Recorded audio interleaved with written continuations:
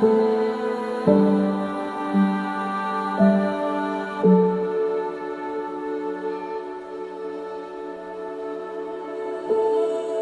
the House of Justice announced to the world that the shrine of Abdu'l-Bahá would be built adjacent to the Rizwan Garden, and that the sacred remains of Abdu'l-Bahá would be moved there, this brought awe and wonderment to all of us in the Baha'i world, especially at the Baha'i World Center.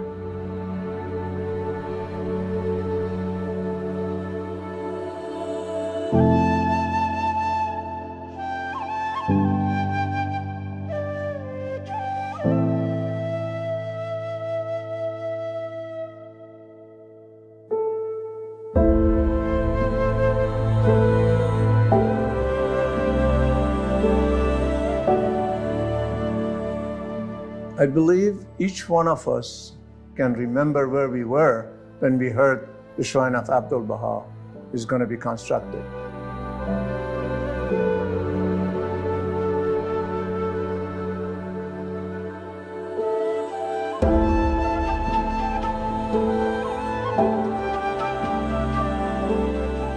Every one of us are participant in this process.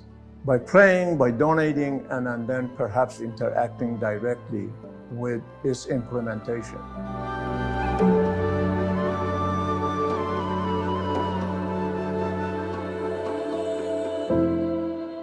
Our team consists of landscape architects, civil engineer, and architects who are already relocated to Haifa, working on the project, as well as the other devoted friends from around the world who are offering their technical expertise to assist us with the project. The construction site for the project is within Rizwan Garden proper, which consists of 3 different gardens. One of them is Firdaus Garden, the second Ali Ashraf Garden, and third one Rizwan Garden.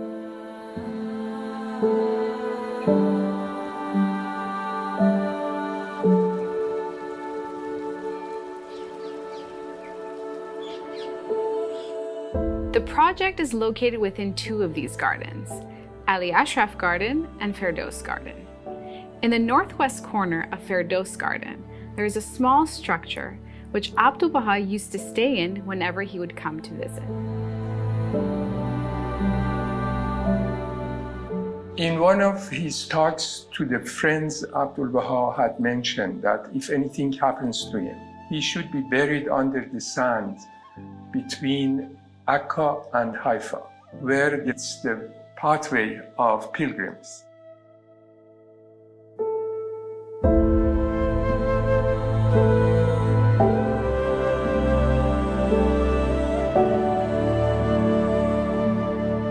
So this land, I think, was chosen, was in between Akka and Haifa.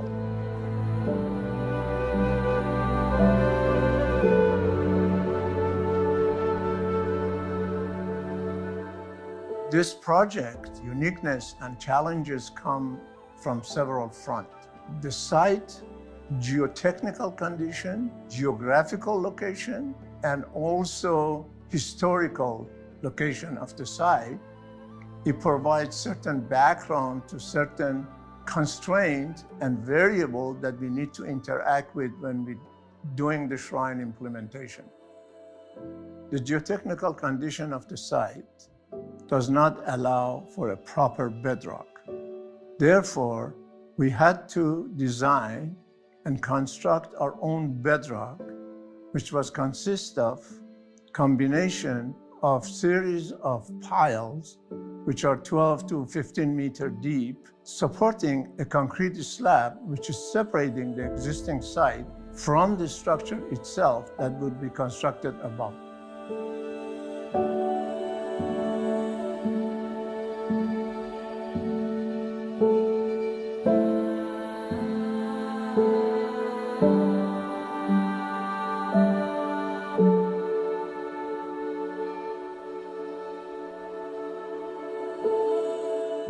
I started to study some papers that the House of Justice had given. And in those papers, there are references to the beauty of gardens that Abdu'l-Bahá enjoyed very much. He relates a story about his childhood when in Tehran his grandfather made a garden that they used to sleep there. And in the morning, he says when you got up, all the birds were singing and the poplar trees that his grandfather had planted, the leaves of those trees, they moved and it was like people clapping. He recalls the beauty of that garden and the fragrance of the flowers, very fond memory that he has mentioned. And I thought this garden idea is very important for his resting place.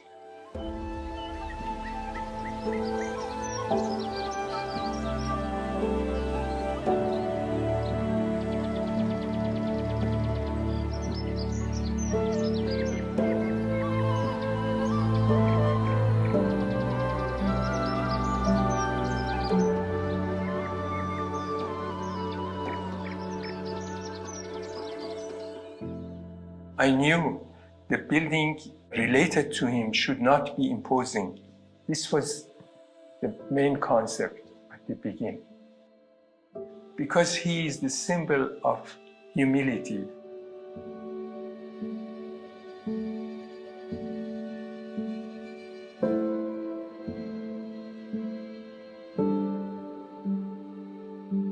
The avenues are arranged in a pattern of a sunburst. His resting place is under this here, in this room. But before coming to this room, to go through stages of meditation.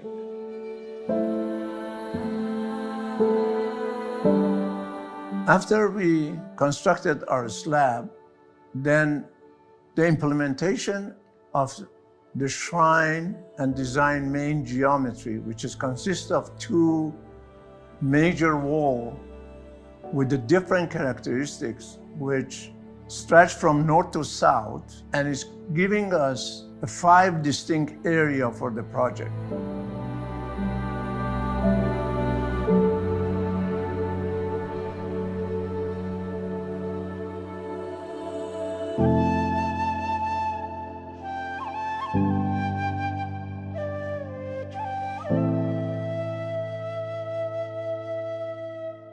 Why do we go for pilgrimage? We want to meditate and ponder in his character, and him being the greatest example.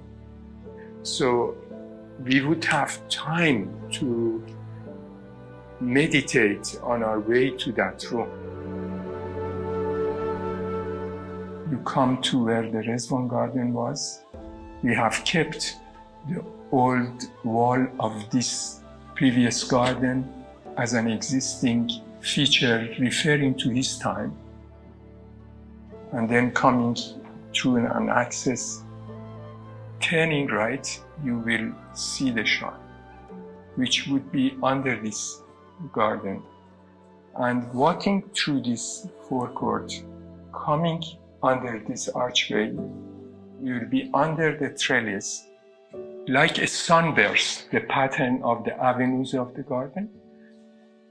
A pattern which is very common in Persian architecture and creates the beautiful forms of the domes and covers the preparation area around the room of the shrine.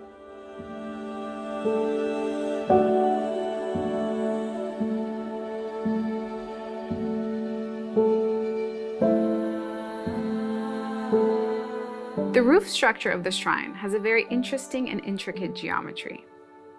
It is a combination of 2 sets of 16 ribs intersecting each other.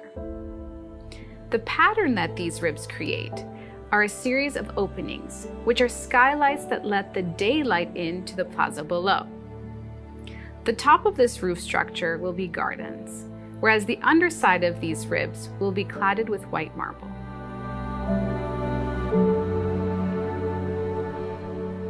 The landscape design within our Bahá'í property has a very unique character which is well known to many.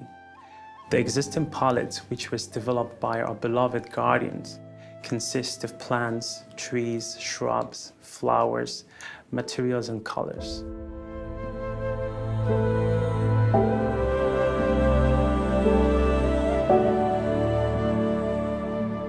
At the Shrine of the Bab and the Shrine of Bahá'u'lláh, we have primary color flower beds. So you have red and blue and yellow flowers in those gardens. At the new Shrine of Abdu'l-Bahá, we're going to have different colors. So you're going to have white and blue and lavender kind of color with a hint of pink in one of the seasons. So you have to come by and see that. We have lots of hedges in the Shrine of the Bab and Bahá'u'lláh, but in the new Shrine for Abdu'l-Bahá, we won't have any hedges. We just have a very large lawn area that'll be outlined by very small shrubs.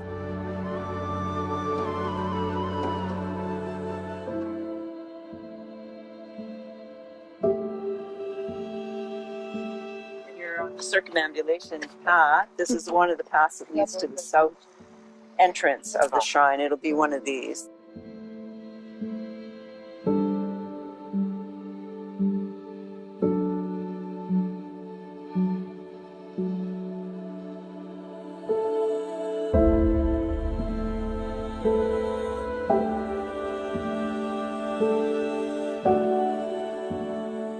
As the shrine is being built in Akko, adjacent to Rizwan Garden, the contractor that is employed there has mainly Arab workers. When consulted, those Arab workers enter the construction site with a sense of reverence, and many of them convey that they have family who have stories of Abdu'l-Bahá, of Abbas Effendi, and feel so honored to be able to work on his shrine, to come to the work site every day and know that they are contributing in whatever small way they can to this incredible building.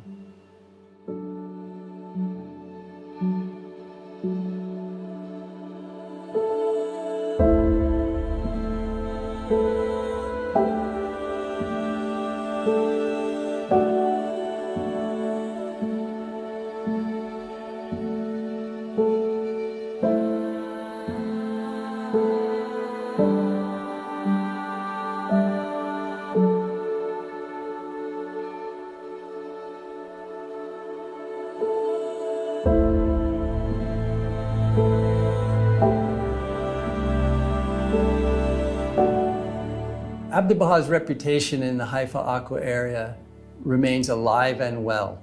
People have relatives who remember and have heard stories of Abdu'l-Bahá that have been transmitted from relatives throughout their family.